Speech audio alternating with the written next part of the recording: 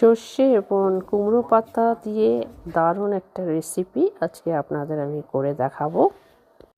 আজকে আমি এই ক্ষেত থেকে চেরি টমেটো নিয়ে আসলাম, কিছু লঙ্কা তুলে নিয়ে আসলাম, আর কিছু শাক নিয়ে আসলাম, ফ্রেশ ফ্রেশ একদম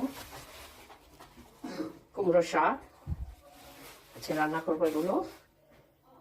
তার সাথে আমাকে দুটো জোকও আমার পায়ের মধ্যে কামড়িয়েছে।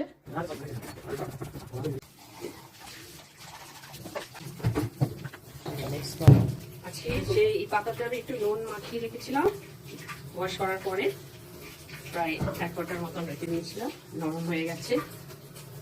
এখন আমি এই সর্ষেটা, রসুন, শুকনো লঙ্কা আর এই কালো সর্ষে দিয়ে নুন দিয়ে আমি এটাকে বেটে নিয়েছি। এখন এটা আমি এর মধ্যে মাখাবো।